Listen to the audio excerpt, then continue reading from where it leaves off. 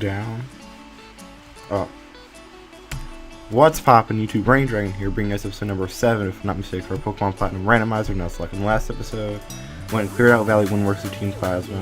We got our 2 new encounters. In today's episode, we're gonna head up Route 205, hopefully make our way all the way through Eterna Forest, reach Eterna City, so in the next episode, we can do our second gym battle. In between episodes, nothing really changed in terms of the party, so it's all pretty much the same. I did no grinding, so the team's pretty much leveled how I wanted it to be.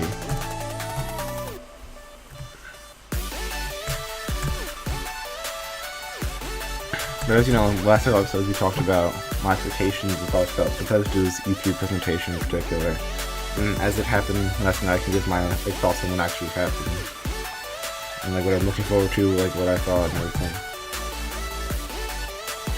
If I'd use one word, I guess, to describe my thoughts on the presentation, was kind of disappointing in a way.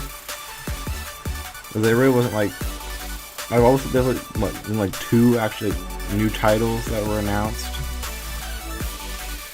And, one of them, I don't even think it's actually Bethesda. It's just they let another company or something company they worked with in the past show, which was Ghostwire Tokyo, and the other new game was Deathloop, which actually looks kind of interesting. But there really wasn't anything in terms of new games. As I took it was the 6 currently Amazon listings. There are only really 2 new games that would require something like that in terms of those. And those, I don't think those even have Amazon listings yet. So yeah, it was just something stuff, because there's a lot about Doom Eternal, which I'm not really planning on playing, but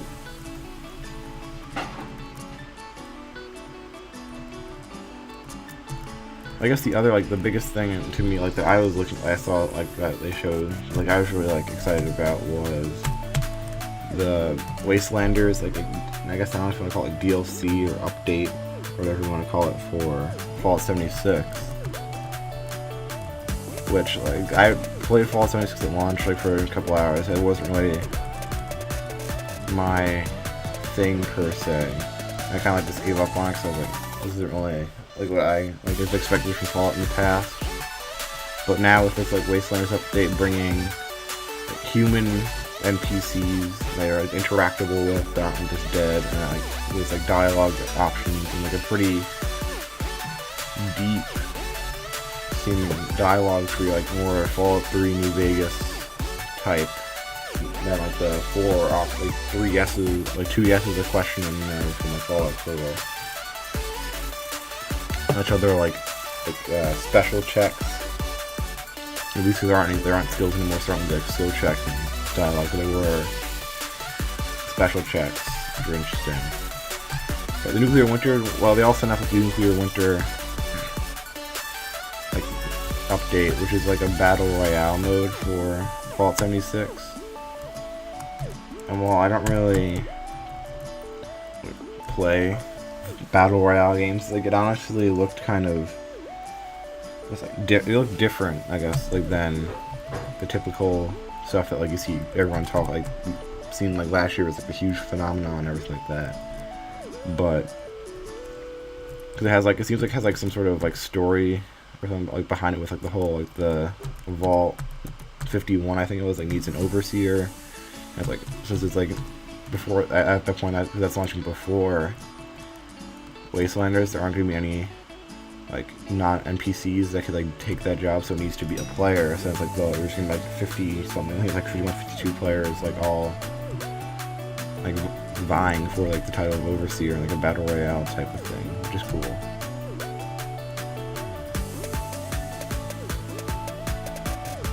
Just so interesting in terms of that is then if it all this happens all at once, you log in, you go to the mode and you have to finish it then, or is it something that it seems it might be more long term based on how Fallout is? It might be a more long term thing. Is oh, you can log off and then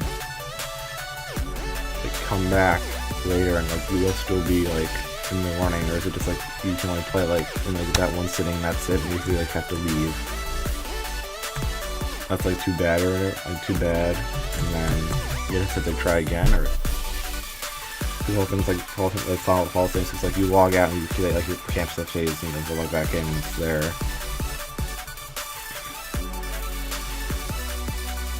But the Elder Scrolls Online, so those aren't really like anything.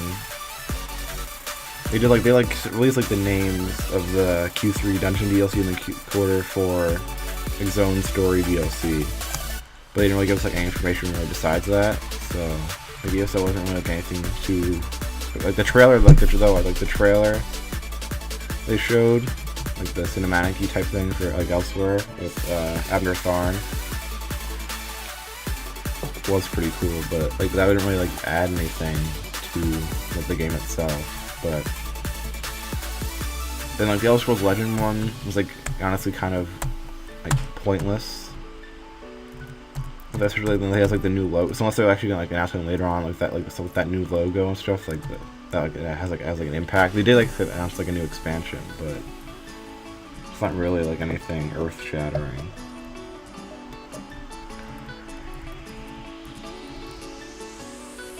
Like their like main stuff that's like kind of out now, like Fallout 76, ESO, Elder Scrolls Legends. There wasn't really anything like super new. There was, well, Fallout 76 there was stuff that was super new, but like the ESO Legends wasn't really anything like super new.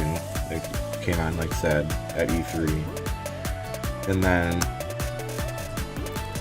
two big things that like everyone was kind of like hoping to see, I would think, or at least have like some mention of, is Starfield and Elder Scrolls 6. They're like all they said about it was how Howard was like, oh yeah, we're working hard on it, but we're not like we don't have anything to show you, like tell you like now, which kind of makes it like seem like the teaser trailers at E3 last year were kind of like for nothing in a way, because it's just like now it's like it's been like an entire year like had literally nothing said really about either game, or like so they would like if they're like not going to release them until like the 2020s, they would have been better off like saving those like trailers for like this year's E3 instead of last year's, especially since they had like Fallout 76 like coming out then last year. So like they had like a brand new like big like one of their major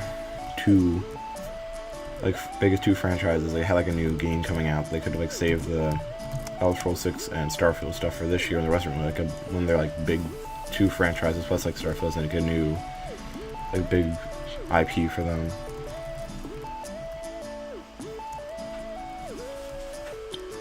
But the Ghostwire Tokyo actually looks pretty interesting. It's made by the same people who did like The Evil Within, which I was really like.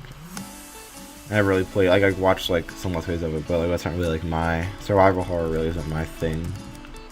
So it seems like this game's gonna be like not survival horror. It's gonna be somewhat like more like action horror. And I guess somewhat like more like a mystery type of thing. Like I like probably would consider playing it. Thing like what else they like release like in the future in terms of trailers and information about the game. But then the other big next big thing, the other release I said before is Deathloop, which actually made some people who did like the Dishonored games, I'm pretty sure. Which that actually looks pretty really cool. It's kind of like Groundhog Day, and I guess that's wrong. It's kind of like Groundhog Day and like BioShock like mixed together. It's like you like the whole thing is like the two like people like main like characters in the trailer, like there's like two assassins like trying to kill each other, and like one would kill the other, like the whole like day or whatever would reset. So that could be like interesting to look at like the other like information they do like release about that in the future. But those things I don't think they even like said like release dates or anything for like either of them. It was just like, oh, here's like a 2-minute long teaser trailer for the game, and that's it.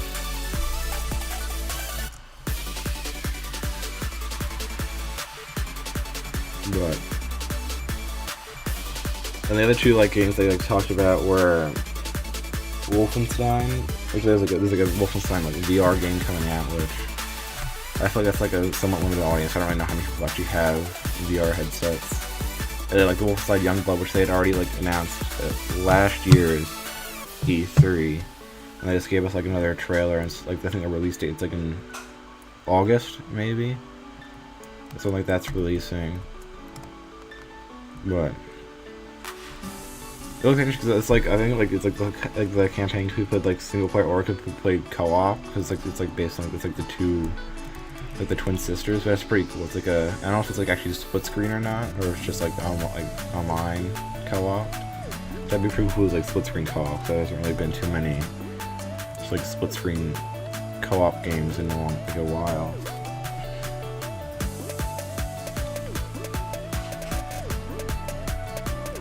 But the big, like, I think I kind of seen like the big focus, like the last part of the show was Doom Eternal. There was like a couple, like multiple trailers and stuff for that. Like they showed like the collector's edition. It's gonna look like the Fallout 76 is like it comes with a helmet.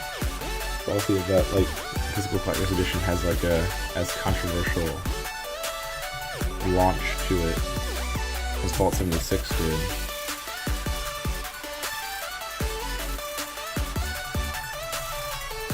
But like the other interesting thing was like a more like a kind of like behind the, it wasn't a game, it was like behind the game, which was like Orion, which is some sort of like streaming software program that would help people like stream like games. Like they show like Doom, like the Doom that came out in 2016, like took big phone stuff with like really like nice graphics and like frame rates and all that stuff. And I guess this like the whole thing is like that, like they're gonna try like that's like with the new like Google Stadia and other like streaming only consoles or like platforms. That's like it could help those like run even smoother.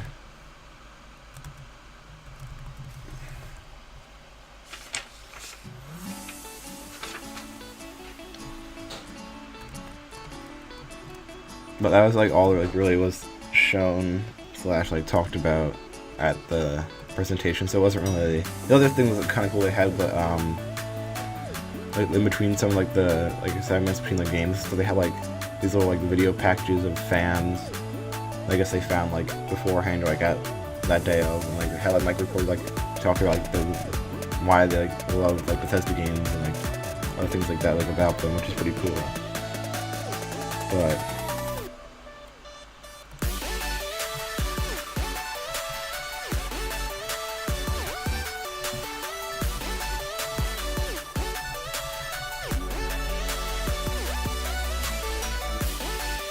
so now we're teaming up with this Charlotte person here, so it's gonna be like double battles and all like the trainers and then the wild battles as well. Hopefully, like she doesn't ruin it in terms of us like catching our encounter. We usually think she has like a chancy. Looks like wouldn't be too big of a deal. But like since this is randomized, it could be like a Rayquaza or something that would just like one-shot everything. So let's see, first encounter. The Pachirisu and a Ninjask, which aren't really anything spectacular. Let's try.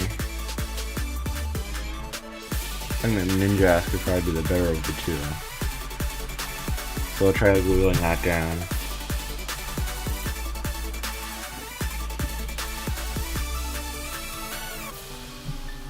Because Pachirisu is like really, like a really bad electric type in my opinion, at least. So I think she would have hit like one or maybe even two more faint attacks on the Ninjask before trying to take out the. Oh, whoa. Never mind. So, for now, since it's buying, we're gonna sand attack the Pachirisu, which I guess is what we're stuck with as our encounter. So I honestly don't even want to like touch it with anything if Historical is just gonna use like. Okay, setting up now. We're just gonna use like Fire Spin. I'd rather do that. Now since it's in the air, I could try to catch it.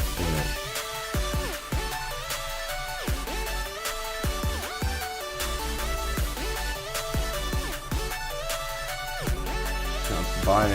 We just have to like wait it out.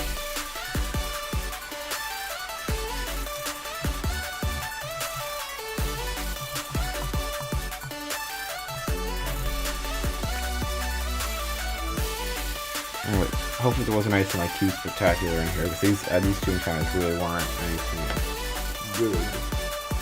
So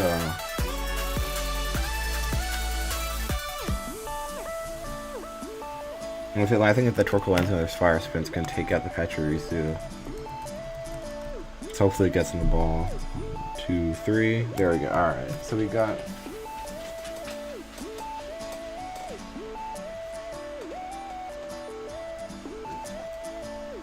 caught it, but see, Yellow Squirrel. Pair may be seen rubbing their cheek pouch together in an effort to share stored electricity. So we'll give it a nickname. It's a squirrel.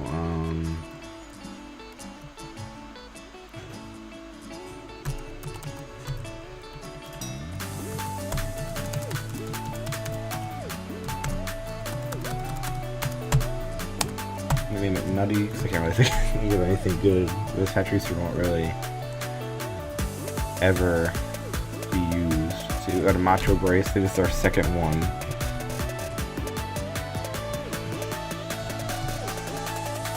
So let's try to make our way through the rest of here. Are there any items over here? No, I think it's just the like the mossy rock, so if you look at Eevee and want to get a Leafeon, you can bring it there and evolve it. But before we get to this, I'll swap out to Tails, get Tails leveled up.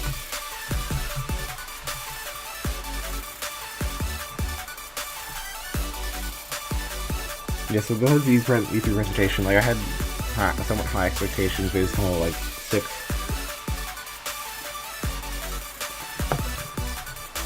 Amazon listings are over, which didn't really come to. Oh, yeah, I forgot about like Captain Keen or something. That's like a phone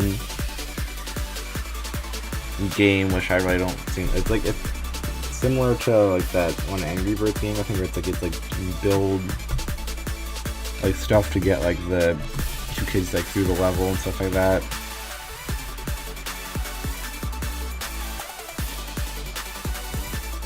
But the race one starts with Grovyle, which could have Explosion. We're gonna swap out to Froggi, Damp. But yeah, that's another thing. I think if it's like a free game on like mobile, I'll try it. But another like kind of like unspectacular announcement out of Bethesda there. So the E3 presentation honestly was pretty disappointing. But though I did see, which we'll probably talk more about in one of our Star Wars episodes, the Jedi Fallen Order trailer. But then like that, the other thing was that Xbox like announced their new like, Xbox kind of sorta. Also that was at like 8K and all this other stuff, so who even knows when that's gonna be coming out. Which kind of shows that like that coming out could impact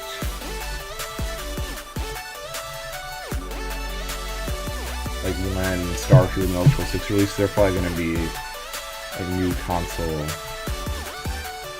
generation only. So like if like the Xbox 2 or like the Project Scarlet and like the PlayStation, they're going to come out in like 2020, like we could potentially see Starfield come out in like 2021 or maybe late 2020, depending on like when in 2020 the console's release. But if it takes longer, like that's probably just gonna pushing back the 2 games releases even further. So it's at least probably gonna be a decade in between Skyrim and Elder Scrolls 6 by the looks of it.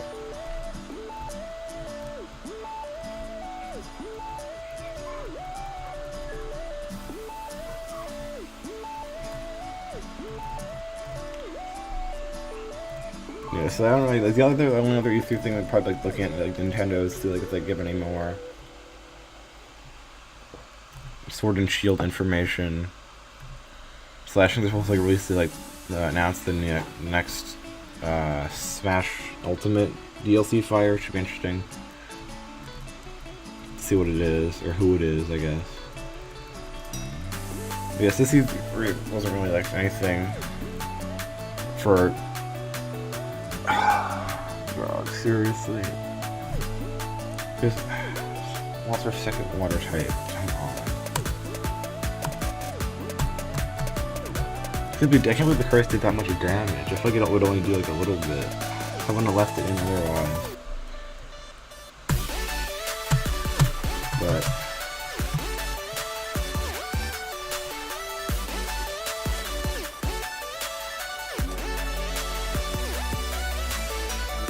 well, based on that happening, maybe now Patricia will end up on the team.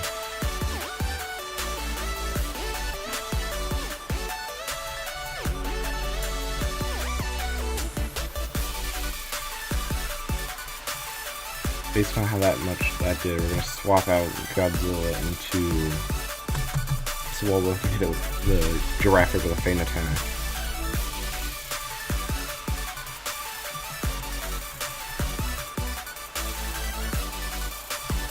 I can't believe it.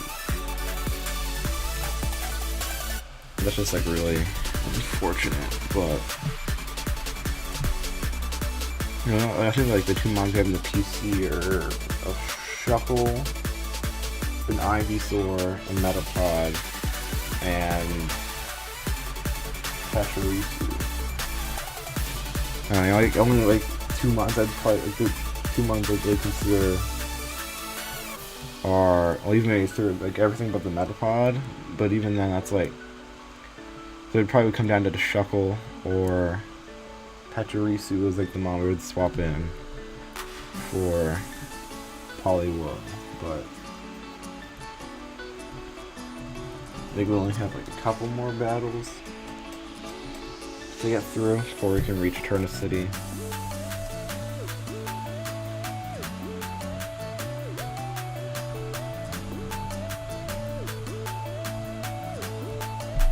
Hopefully we can get the last of these unscathed. It's really unfortunate, like, she ends up with like a... Cheryl ended up with a Torkoal, which is like pretty useless. Well, it's not like it wouldn't necessarily be useless, but like if it just stopped spamming Withdraw and Curse.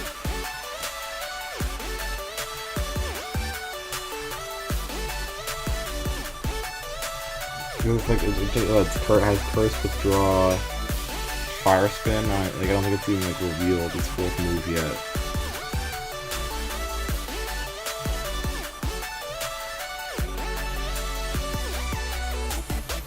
Like the Torkoal is pretty much like a sponge here to like take up hits. It looks like it's only used like Fire Spin like when we were doing the wild encounter killing the ninja, but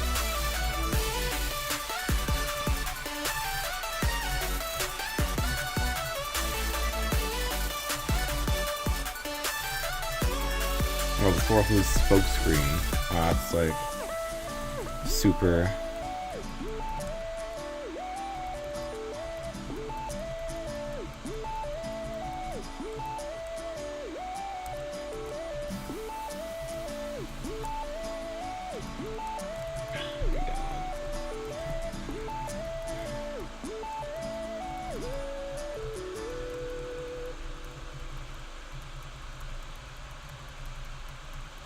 Tails wants to find Fury Swipes, which I think we'll hold off on.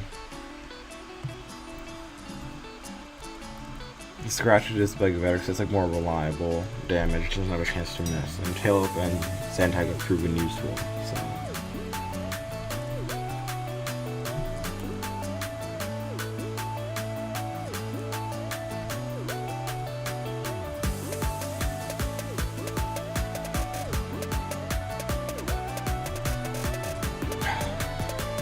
Into a while, let's see what else we could have gotten here. Marrow and Nummel. Honestly, either of those would have been better. There would have been another water type, which would have ended up replacing Poliwhirl, and then Nummel's not that bad of a ground fire type. So.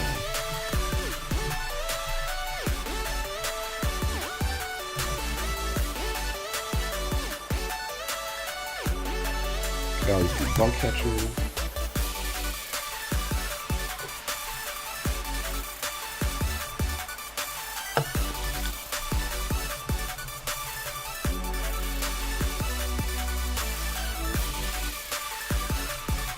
See, that's supposed to be like a Spider-Man reference where like my senses tingle through like a bug catcher. Try to get through as quickly as possible.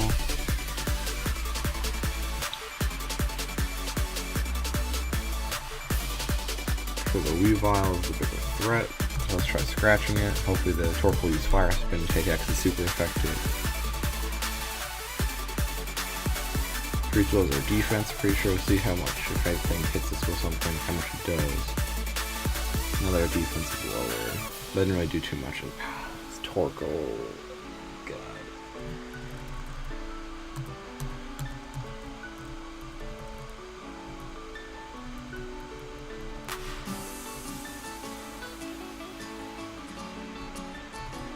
That's what's going to use Yawn on Torkoal, which just makes it even more useless. They're just going to withdraw it.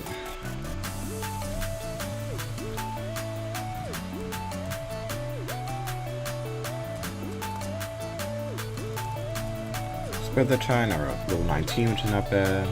Try to get everyone up to level 20. And now it finally uses Spire Spin. It misses, of course. Cyndaquil. I think it's probably the bigger threat of the two. As long as we don't like touch the Dunsparce, like using the rate doesn't really do anything.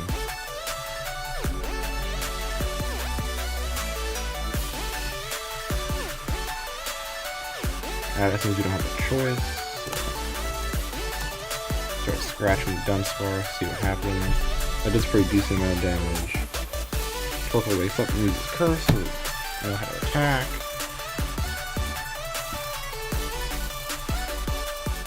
Kind of Frape's building, and right with Torkoal, so there's nothing. Its defense is like super high.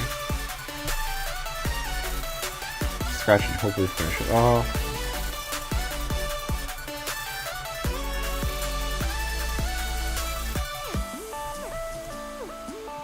Lapras here, hopefully we'll just target Torkoal because it's super effective.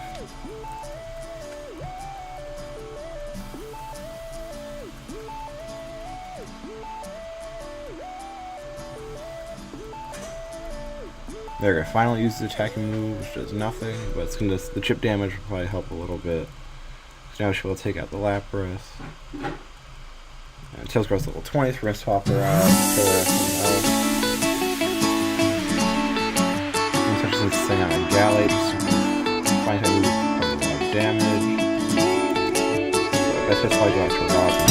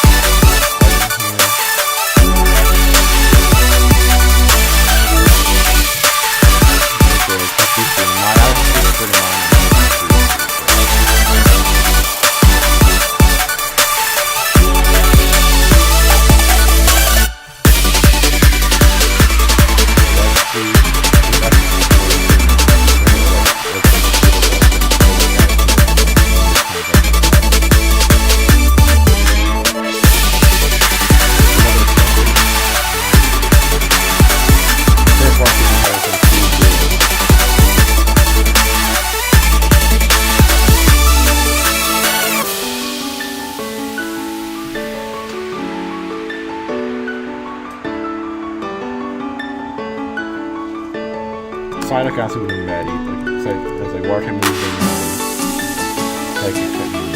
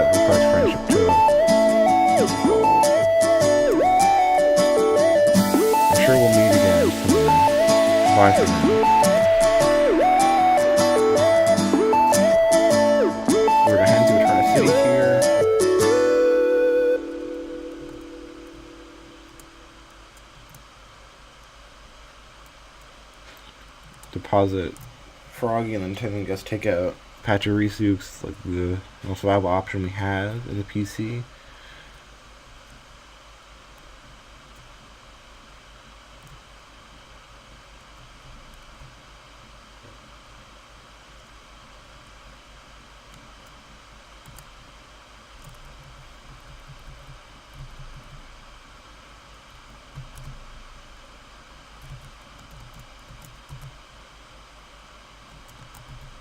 Because I would take the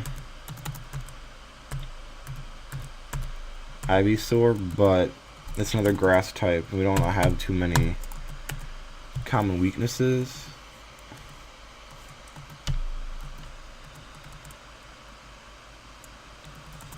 So honestly, I think I'm gonna take the Shekel. It's like a super bulky mon. I think it's access to counter and stuff, so it honestly might be pretty useful. So in between episodes, I'll probably grind up Play-Doh. And honestly, I might just do that by taking out just like a couple fishermen and Route 205. In the next episode, I think we'll be able to